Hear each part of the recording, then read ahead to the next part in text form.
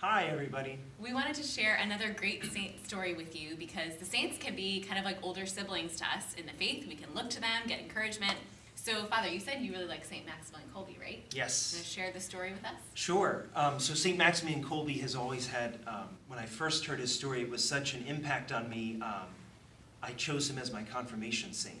So I have a deep love for him. He's a real inspiration. So I thought I'd share his story, and then Allison, maybe you could share some reflections. Brilliant reflections. I mean, I do believe they will be brilliant. On how his life and his intercession can be helpful during this time of trial in our own lives. Yeah. So St. Maximilian, that's his name in religion. He was a Franciscan priest, but he was born Raymond in Poland, and he was kind of a precocious child. Intelligent, but he would get into trouble, and one of the early stories was about his life.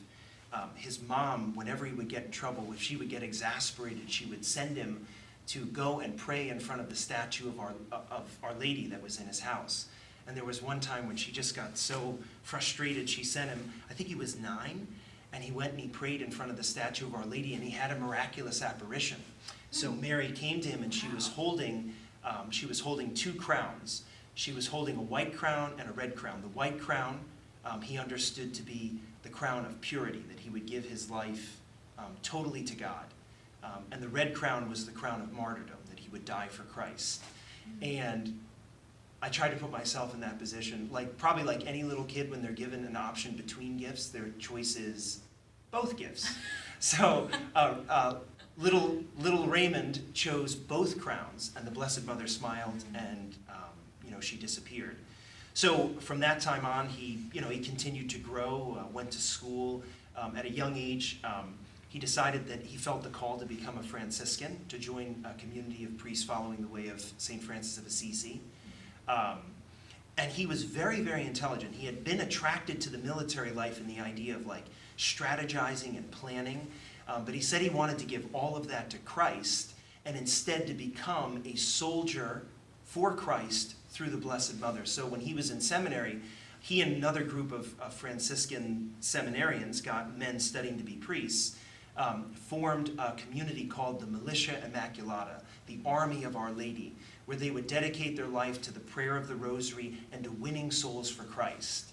Because he knew that the only way to win souls for Christ is to introduce them to his mother, right? The woman who knew him best in this life.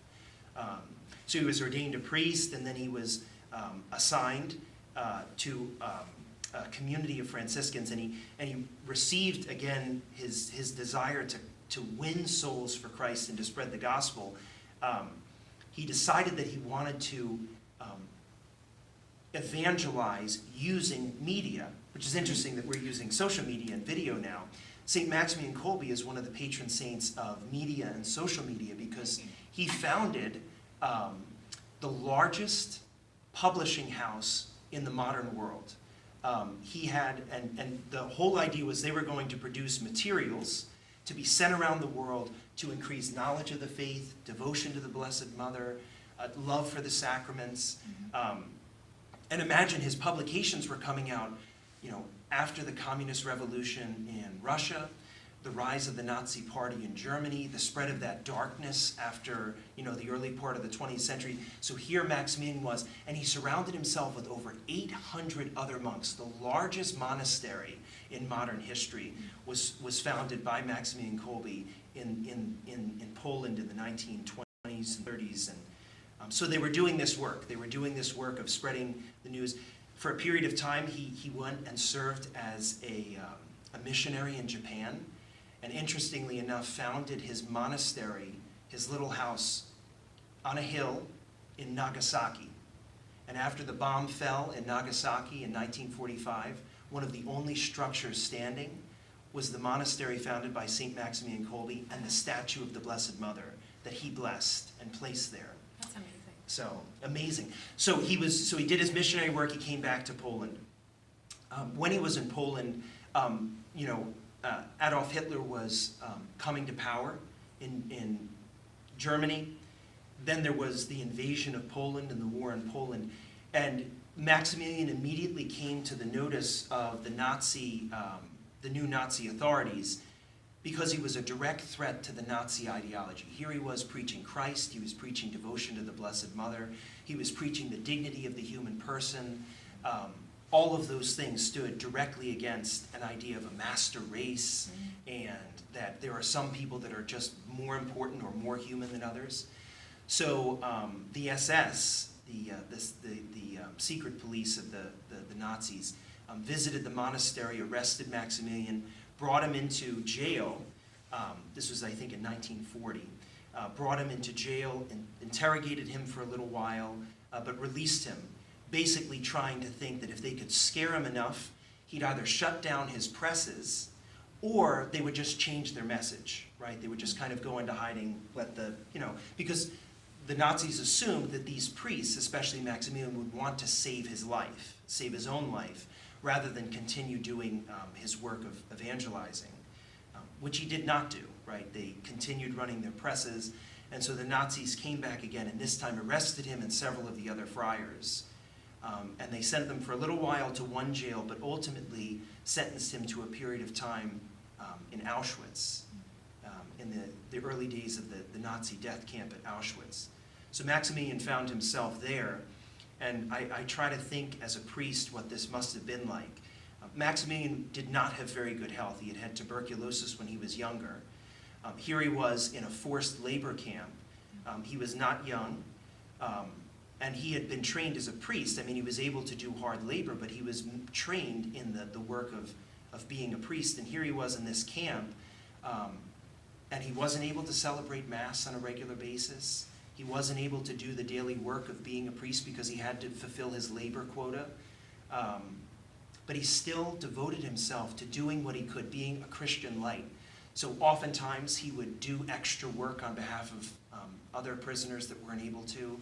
He would often give up his ration of food.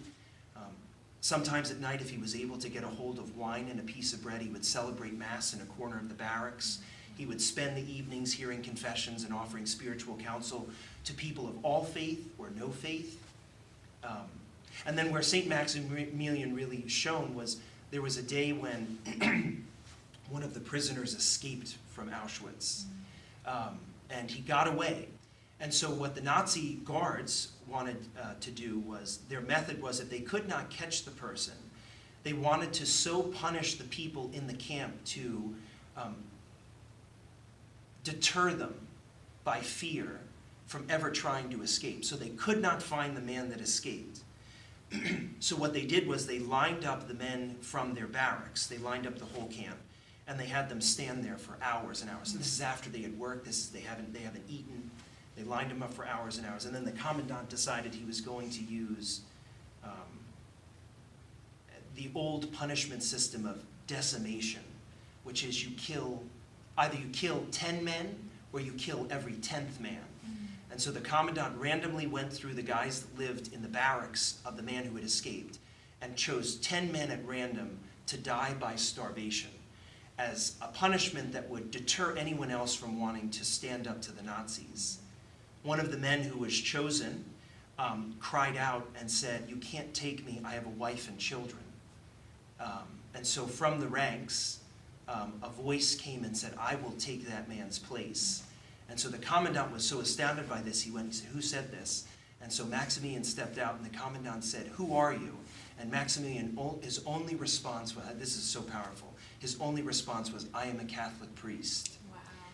So I've heard this story, but it's... So Maximilian and those 9 men went to the starvation bunker, and that was literally what it was supposed to be. They were going to go there, they would not be fed or given water, and they were just going to die a miserable death, which is what the guards wanted. And where the barracks was, where the starvation bunker was in the basement room close to where the other barracks were, and the windows were open. So as these men were dying in pain and anguish, the hope was that their cries of despair and their fear would filter out into the camp and crush the spirits of everyone else. And one of the Nazi guards that was interrogated during this time said when he would stand guard next to the starvation bunker, it sounded less like a torture chamber and more like a cathedral. Because Maximilian was there, they were praying the rosary every day. He brought men to the faith by sharing the story of Christ. He was with them, they would sing hymns, and as different men's energy levels went down, Maximilian would hear their confessions and offer them the blessing before they died. And so each one slowly slipped away home, rather than being in anguish and despair, filled with hope because Maximilian had been there ministering to him. Maximilian was ultimately the last one alive, and the commandant got sick of him hanging on and went in and gave him a lethal injection, and then he was called home to God. So he's just an amazing, amazing saint. I mean, an amazing example of what it is to be a Christian.